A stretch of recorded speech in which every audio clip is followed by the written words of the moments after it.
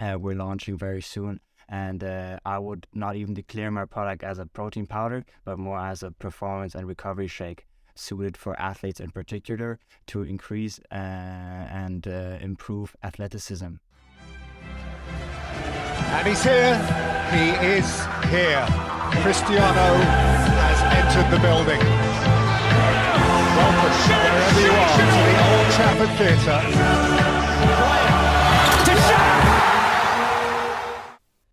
Yes, guys, welcome back to today's episode of Sculpted. Today, we are talking about nutrition and how our guest, Val, uses nutrition and his obsession over the smallest details to sculpt himself on a daily basis. And today, we're here, Charlie, me, and Val. And that's all today's episode is going to be. So, Val, if you go ahead and introduce yourself to our listeners. Thank you, guys. First of all, I want to thank you both for having me as your first real guest. In that sense, I know you've spoken already to Monk, and it was very cool to learn about the experiences Charlie had in India. And to tell you guys a little bit about myself. My name is Valentin, and I currently play professionally in Greece in the second league there. It's my first professional year, and talking about nutrition today. It's been a long path for myself, and I've tested very many different things in terms of nutrition and what works for me, and what you guys could maybe take from it. Yeah, sweet. I mean, I think that for athletes specifically, in all sports, nutrition is something very, very difficult to, I wouldn't say master, because no one's really mastered nutrition, but it's something that I know athletes really struggle with. Me personally, myself, even I think the statistic is 1 in 4 athletes develop an eating disorder or disorderly eating through obsession over details like this. And I know for myself, being one of those obsessive people, I fell in the rabbit hole of developing an eating disorder because I was so stuck in my ways of tracking calories, obsessing over those fine details, not eating enough because I thought that I had to get, I do need to get to a certain, as a footballer or any athlete, you do need to get to a specific fat percentage. But for me, I was obsessing over it too much.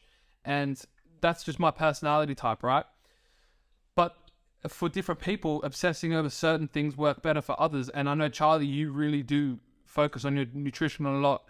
And for you guys, maybe obsessing over specific things really help you in some parts of your life, and they might hinder you in others. So, yeah, I think, Charlie, if you just quickly give an insight into how you focus on nutrition on a day-to-day basis, I think that'd be really, really good. Yeah, so for me, was always, since I was young, maybe 11, 12, very healthy, and similar to what you just brought up, Nick. When I was that age, if there was anything in sight, whether it was a fizzy drink, even a sports drink, a piece of chocolate, anything, I just wouldn't touch it. And at some points, I was so skinny, I would literally just eat healthy food and just drink water at that age, probably that 11, 12. And then I progressed on, and when I came over to England, if you guys don't know, I moved over. I was back and forth to England for trials and at clubs, and I was so behind and not physically developed. I got told by one of the scouts that brought me over, you need to put on some size, you need to bulk up. And I took it the other way. Then I started having desserts after meals and trying to dirty bulk because I wasn't educated on actually how to do it properly.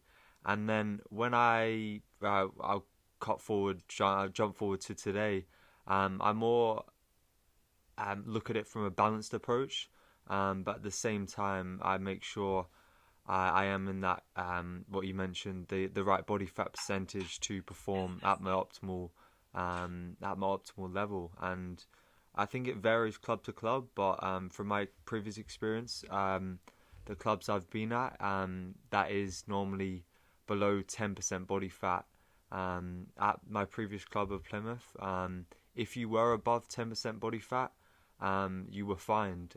So it's quite ruthless. So you can't have a normal diet compared to some of your mates outside of football or outside of professional sports. But it's a sacrifice, and I think Val, if you want to touch on that, if you've experienced something similar, or how you can adapt and really just educate people on from your experiences. Yeah, for sure. I have a similar approach or belief to Charlie's. We also had a call about this topic a few months ago, and we spoke about different strategies and how I incorporate nutrition in my daily life in order to sculpt myself and improve. I just want to give you guys some history about myself. So I basically tested everything possible in the nutrition sector. I myself am lactose intolerant, which was diagnosed when I was roughly 16. I had huge problems with consuming lactose and whey products in that sense, like milk, which gotten so far that I also missed school days because I had stomach issues, and I had a low attendance at school, which ultimately came down to lactose problems as well as to a lot of air being in my stomach. This was caused primarily through like fizzy drinks and sparkling water. I loved drinking sparkling water. I was never a guy who drank still, but I made the switch then. And so I tried to focus myself more on my nutrition, try different things. Also, when I was 16, when I was just diagnosed with different with lactose and with different fruits that I cannot consume, I've started to become vegetarian, and I've tried it for 1.5 years. And at the time, I really believed that it helped me and that I got more energy off of it. Currently, I switched back to eating meat and focusing more on eating protein at every meal and every snack I consume. But I also had a mind-shifting moment when I was roughly 16. I was partying a lot. I want to be honest and transparent with you guys. I wanted to fit in with my teammates and with my friends. We went out a lot. We drank alcohol, and in the summer of my under 15 years, my coaches told me that they want to release me because I let down my squad down on one occasion. And me and my best friend, we went to a house party, and we told our teammates that we are gone with our families, and they caught us and they wanted to kick me out of the club. At that moment, I was on the verge to lose my dream of becoming a professional footballer. I've worked 10 years for that, and that moment, it felt like it's going away. So I think that was my most impactful moment in my career so far. And I'm very thankful for my coaches, and I have a good relationship with them. But I also think it's up to the small details, like those, shifting towards your ambitions and focusing on them, being committed 100% to that, to your dreams. You're the one who has the dreams, who's allowed to dream big, like you guys are. And I find that fascinating, inspiring. And for me, it's just the small details. I currently don't drink alcohol anymore. I have no problem with being the person that is always being called on, oh, you don't drink alcohol, you don't have fun. I have a different approach. I find alcohol as being a poison in that sense, because in theory, it's giving yourself a poison, which affects your performance. So I skip that. My girlfriend, for example, likes to drink alcohol because of the social aspect of it and going out. I have no problem. We have a good balanced relationship in that sense, but it's just not for me. And I personally believe, and I'm a big fan of nutrition in the terms of it can make the difference between a good and a great athlete. Because if you focus down and get your nutrition right, because every individual or every athlete is different and has his own individual needs. For example, maybe more for Nick in the past, counting calories or tracking his macronutrients has helped. I personally have never counted macros in that sense, and I've always committed to just eating a balanced diet. Me and Charlie spoke about an 80-20 rule. I stick to 80% good, but I also like to enjoy myself and want to be honest. I also consume some snacks, like snacks in terms of chips or some sweets or some ice cream. I don't have a problem with that, because I believe if I restrict myself of those things, always needing to commit to 100% healthy nutrition, it has a negative effect on my performance, because restricting myself, I believe, is the thing that holds many people back, because they get like how should I say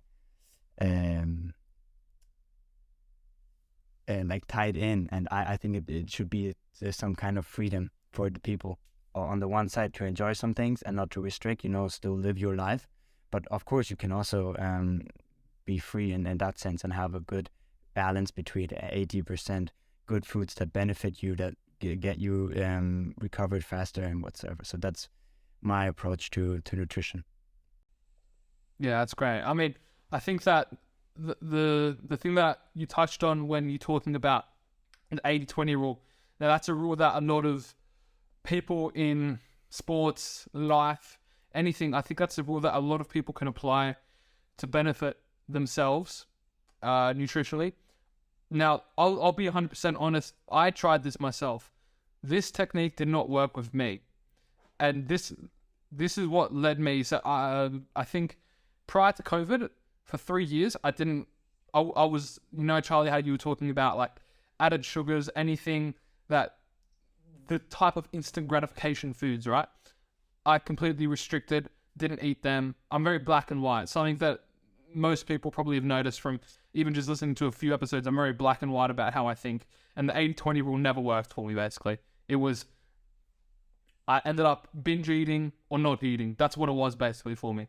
And that's just my personality type. And if we were to add another person into this chat, right, that statistic remains true. 1 in 4 athletes like us would have an eating disorder or disordered eating. That's me, right? That's because my obsession over the small details, and for example, the 80-20 rule, that didn't work for me, but it can work for others. And Val, I found it really interesting how you actually came from a perspective of where you kind of found yourself out of track, and then you pulled yourself back into alignment, right? For me, I never was. I feel like I was always out of track, but I've never been able to pull myself in because the work that I was doing was too much. And now I can't look at food the same way ever again because I know exactly how many calories are in it. I know exactly what effect this has on my training the next day. I know what I would say is that I'm almost too educated in nutritional aspects sometimes that it hinders me. And now, Charlie, I know that you probably have that same knowledge and that same obsession, but you have a much better relationship with food than I would, because if I eat one thing that's unhealthy for me, then I've failed that whole week, basically. I think, Nick, what you're talking about is you went through that period, so now you've come at the other side of it, and you're almost not the same, which is in other areas of lives. That is totally agreeable for myself. I think in terms of eating, even for example now, I haven't mentioned this to you guys, but I'm on a calorie deficit at the moment, believe it or not, because when I was out injured and I spent a lot of time in India, I put on weight and it was unnecessary. For me personally, I think, okay, it's good. Yeah, you need to eat healthy. You need to make sure you maintain the right amount of calories and not having excess body fat to be at a professional level and not be deemed as unfit to play professional. I think, me personally, sometimes I make choices, and the healthy foods, for example, something like hummus, it's healthy, but it has a lot of calories in. Something like nuts, healthy, but has a lot of calories in. So I think for me personally, that is where I have seen, now learning more about nutrition and working with a nutritional coach with my brother, I've seen, okay, there's healthy foods, but eating too much of them is not going to be good for you. I think, like Val touched on, the 80-20 rule, I think everything in moderation is okay in terms of when it comes to eating, whether that's foods like peanut butter. Too much of it is obviously not going to be good for you, but the right amount of healthy fats is ideal. Same goes for dark chocolate, great for recovery. Antioxidants, if you have it a bit before 3 to 4 hours before you sleep, yeah, ideal, but too much is obviously not going to have the same effect. So I'm curious to know your thoughts on that, Val, if you've experienced something similar, or through your knowledge, how could you leave the listener with a bit of advice there? Yeah.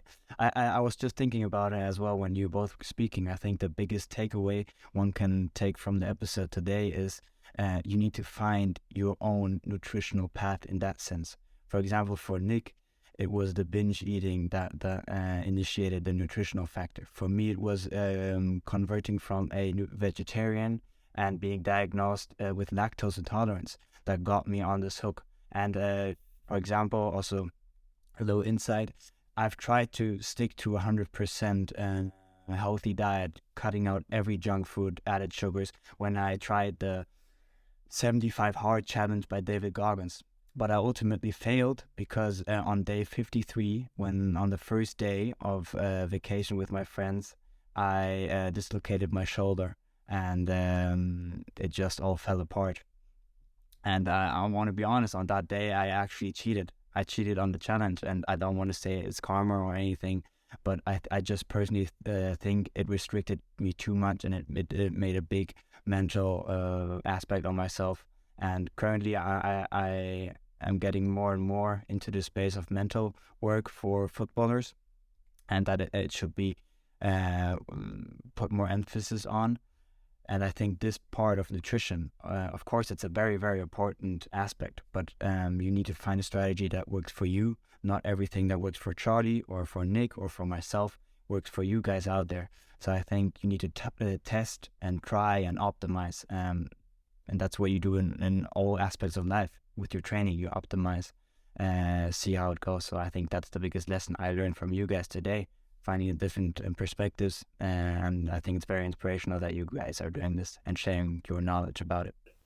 No, brilliant. I'm curious to know, Nick and Val, your thoughts on, have you experienced stress eating? And for example, if you're injured, like you just touched on, you indulged in a bit of junk food. Have you guys had similar experiences?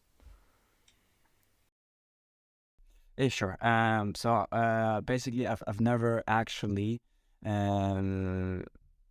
looked at my nutrition when I was injured or when I was performing at high levels. So I don't, for example, eat in a calorie deficit or binge eat at some points. I always think the balance matters, and that's the key takeaway I can say.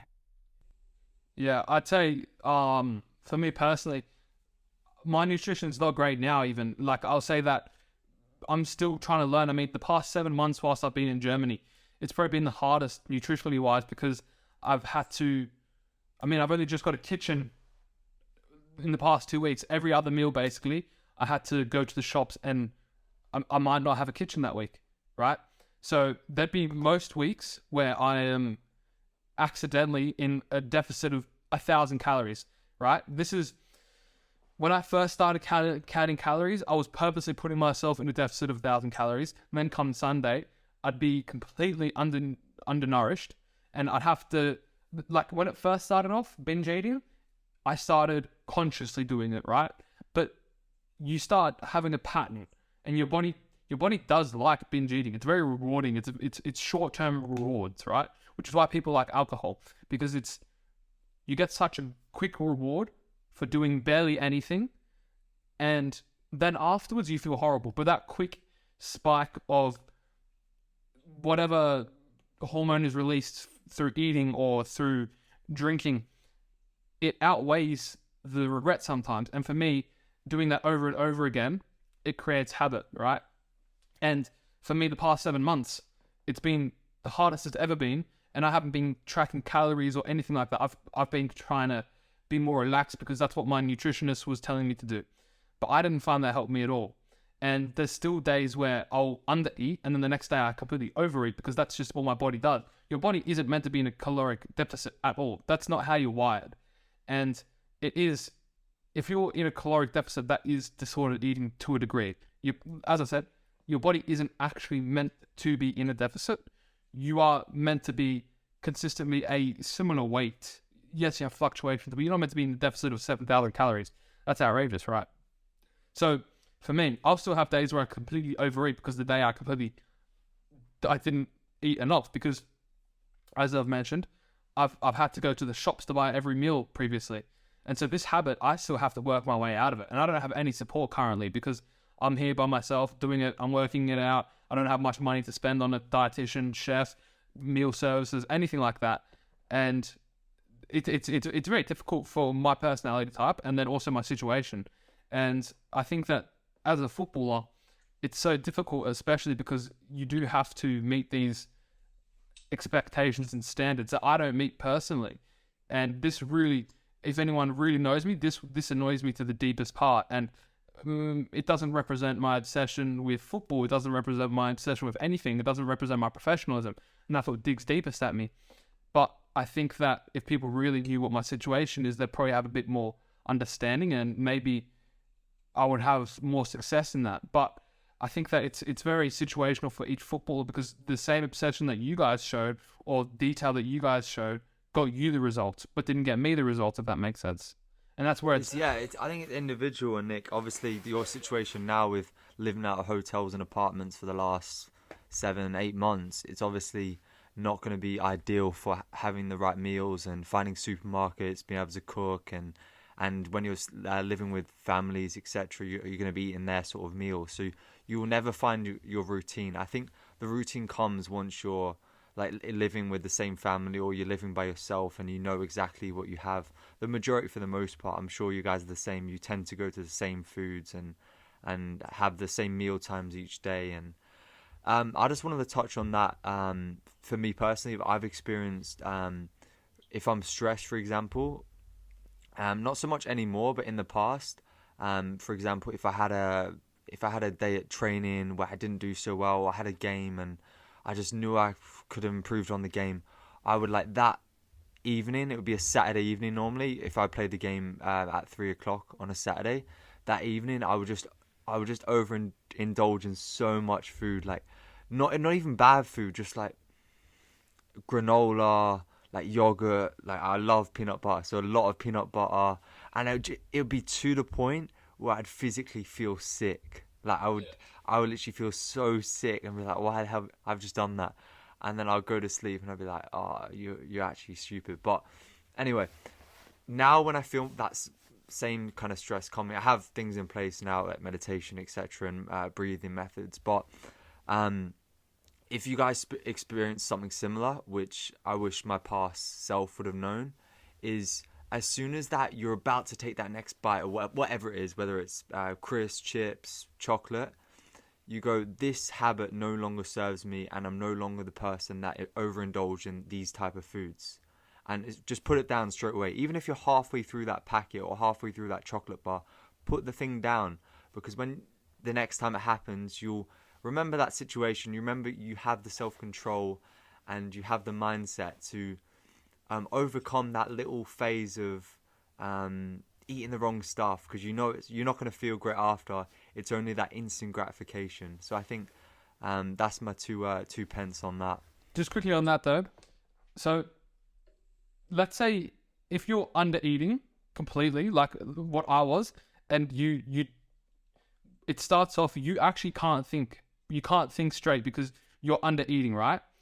For me, for example, I wouldn't remember that I'm binge eating, because I'm always, like those experiences where you're out of your body and you don't even know what you're doing. You're just doing. You're in your prefrontal cortex, and all of your things are just subconscious. It's survival mode, right? That's where you, like Charlie, when you're talking about you're able to make those clear decisions, that's where it's this is just a craving. It's nothing more than that. You have complete control, right? Where you don't want to get to as an athlete specifically, and it can be very easy for athletes to get to this, because if we have a caloric expenditure of 4,000 calories in a day, that means you've got to eat 4,000 calories to sustain that. You could only be eating 1,000 calories. You've got 3,000 calories left for the day. You probably will be feeling tired, fatigued. You'll be going all habitual, all of these things. You might be not drinking enough water, all these things. It might not be easy to put that thing down. This is where you got to work with nutritionists, right? Yeah, I think that's key. Like what you just said there is key. Nutritionists, and obviously we're not experts, we're not doctors by any means. We've obviously done our own research and had our own experiences, but definitely if you're going down that path, even putting on weight, I think to a certain degree, to do it the right way. Like, don't dirty bulk, Yeah. eat junk, unless you're a bodybuilder, etc. But if you're a footballer, trying to maintain like good whole foods, and I try to live by one ingredient foods, and if it has multiple ingredients in it, then obviously it's not going to be great for you. Yeah.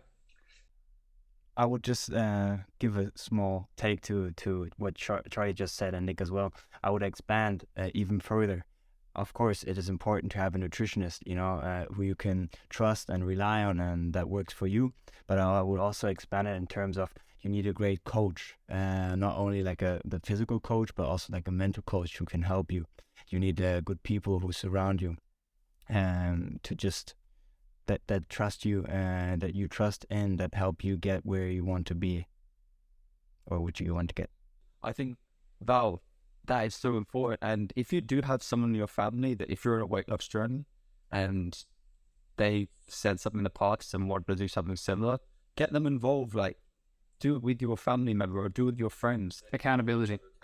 Yeah. And then you might go through similar things, or go on a Facebook group chat, a weight loss group chat, or weight gain, muscle gain group chat. Just accountability from other humans is key, because it's so hard to do it by yourself. Yeah, definitely. Just quickly, guys, I just want to shift the focus. We've kind of given our philosophies, our experiences with, and strategies with nutrition, right?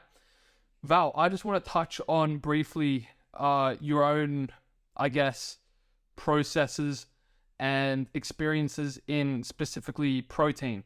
Now, guys, Val has his own protein company that is coming to fruition, and it's all coming to fruition quite soon, right? And the reason why Charlie and I were so interested on getting Val as our podcast guest, as mentioned, was because we saw this obsession to the details, to these really small things, and it was brilliantly put, Charlie and I, and we really wanted to get Val on so that he could talk about, I guess, the experiences that he's had, the things that he's learned. Val is lactose intolerant, so am I, and the way that he adapted to his footballing schedule and his nutritional needs. So Val, if you could just go into depth specifically about your experiences with protein products and how your new product has, I guess, really shifted your momentum to sustaining footballers, athletes, anyone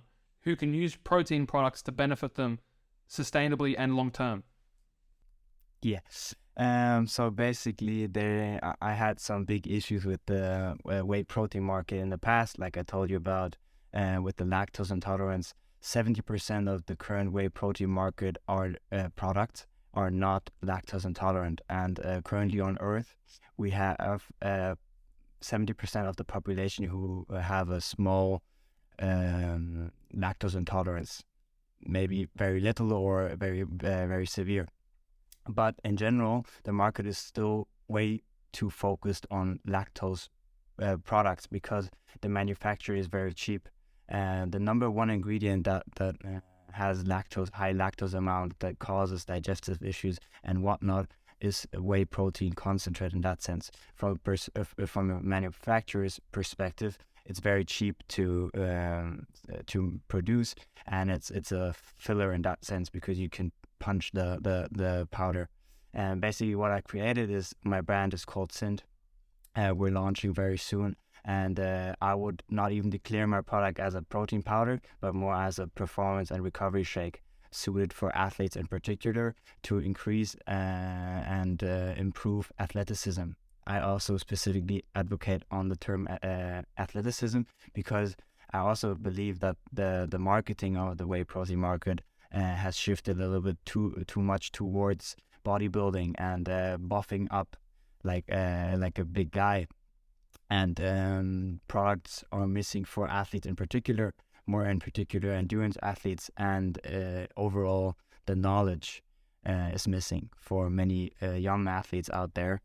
We need to try and educate more people on how to effectively use and consume protein, because how are digestive issues caused at the moment by protein products that in theory should help you and benefit you, not cause you any side effects like digestive issues or acne, which were two problems which I faced a lot when taking the normal supermarket product, is we need to start looking at how much protein we consume per serving. So our body can only tolerate roughly 25 to 30% per sitting. And if you think about it, usually a shake, like a whey protein shake, which is filled with milk, and the protein itself often comes with 40 grams already. If you think about it, your body takes up the shake in 30 seconds, and you don't have to wonder why you get digestive issues, because your body is in a hyperlapse of trying to digest all this down to a meter. It's a very complex topic, and I'm trying to share some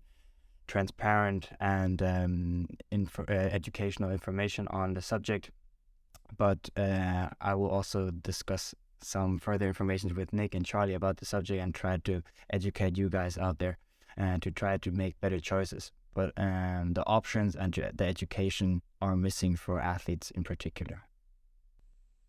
Yeah, it's great to hear your insight, because I think that the detail to lactose intolerance specifically is quite important, because, as you mentioned, there is such a high percentage of people who do react sensitively to lactose, products. And me specifically, I relate. And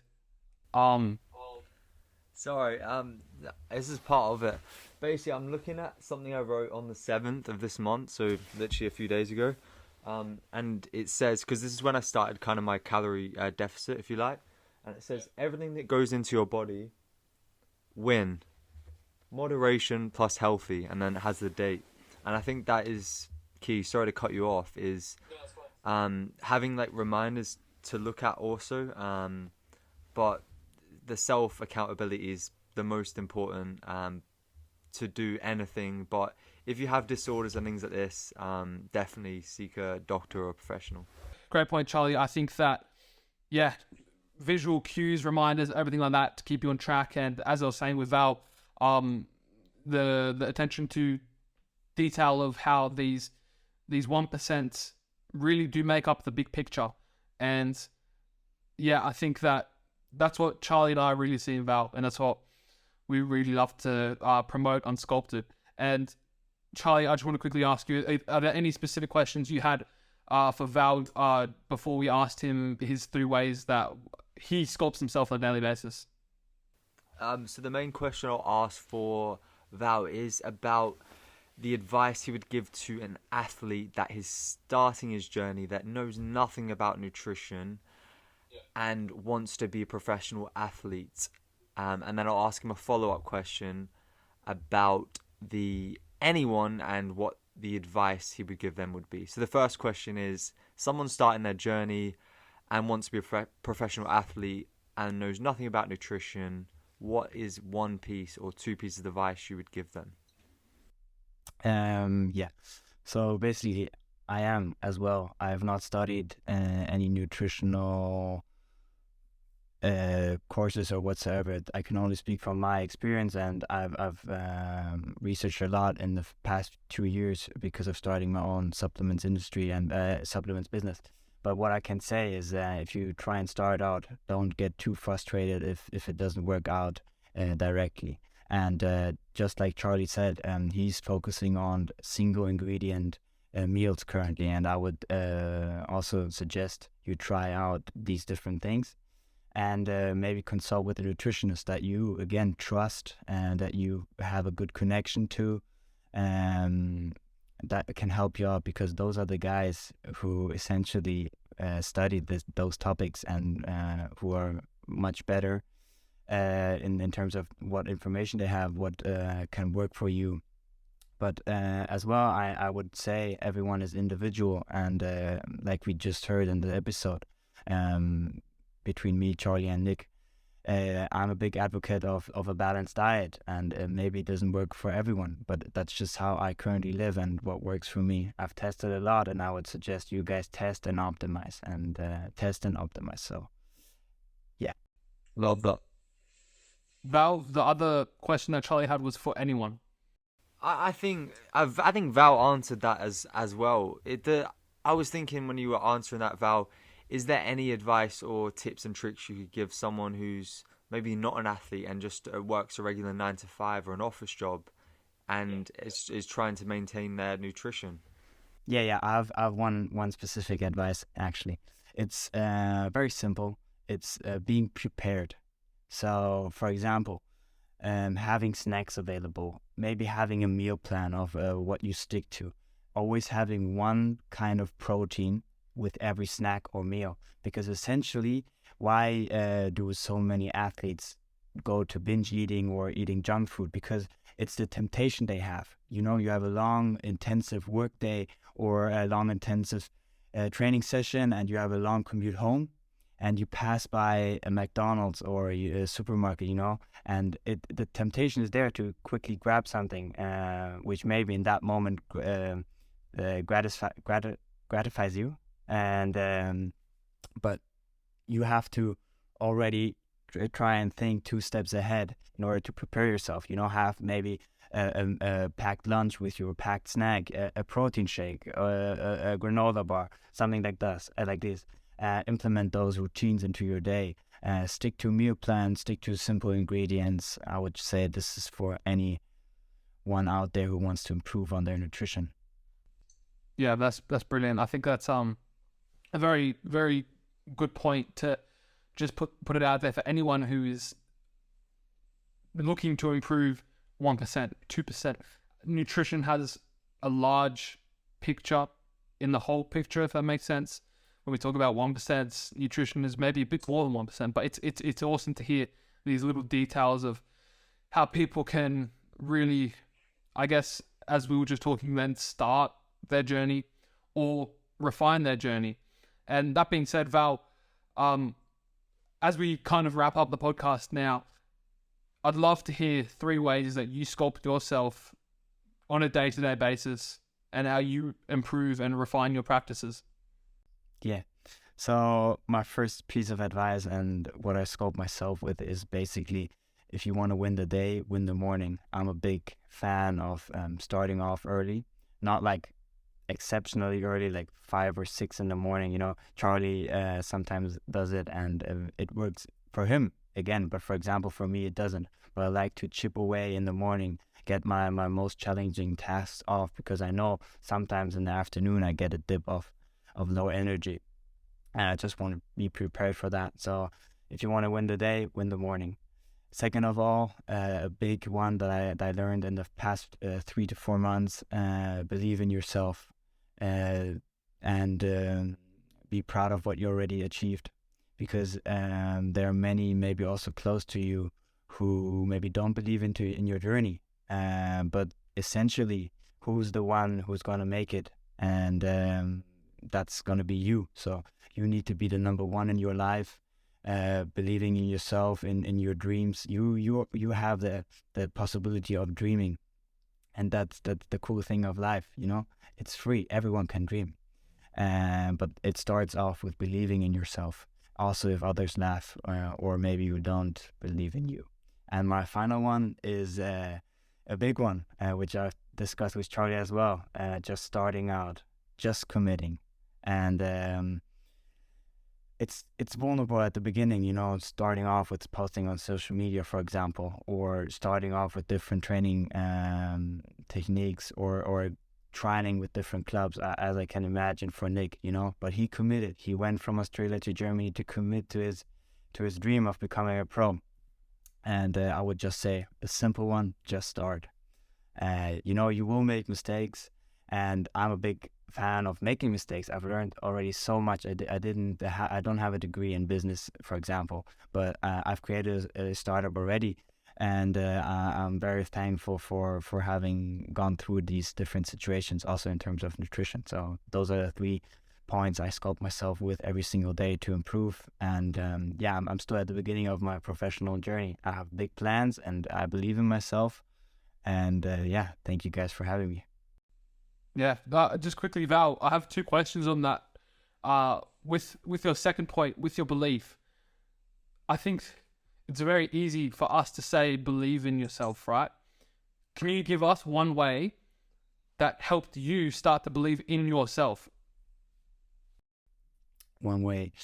For example, where I'm at right now, I play professionally in Greece. of course, there was a lot of things involved. For example, I've got the opportunity from my coach, but I also always believed in my journey. I come from a small, not professional club from Germany, in Hamburg. Many people are laughing about or asking me how I've accomplished this, and I would break it down to myself being committed to the dream, working every single day of wanting to become a professional, sculpting and planning my life towards football, because I ultimately wanted to do this. I've moved to Greece on my own. I have some issues with nutrition there because there are not so many options. I have to see what works for me there. The club doesn't provide any meals or whatsoever. So I think the first thing is that you believe in yourself and that you don't get afraid of any other opinions. And I've worked so much for this the past 10 years where I started football. Why should I stop now? You've worked so hard, you're committed, so just keep on going. And with that, Val, I think your belief in yourself comes from your alignment with your morals, if that makes sense. So when you were saying that you believed in yourself because you were working towards this goal, you were training towards this thing, that belief came with reassurance that you were doing the work necessary and you were doing all of these things in accordance with yourself. And that's where I think your belief comes from, which also ties into your third point of just doing it, right? You just doing it allowed you to believe in yourself because you had that conviction to give it 100%, even if you failed, right? You were saying, no, that's a good thing that you failed. You openly like to fail, or not necessarily like to fail, but you like to learn from your failures. And what your main point is for your third point, I believe, is the conviction to start is derived from that belief that you can do that no matter what the outcome is, because you're going to be better off for doing it than not. Yeah. Perfect. Charlie, is there anything you wanted to quickly touch on? No, I think that wraps it up for today. That was brilliant. And thanks for having and your perspective, Val. That was brilliant. Thank you, guys.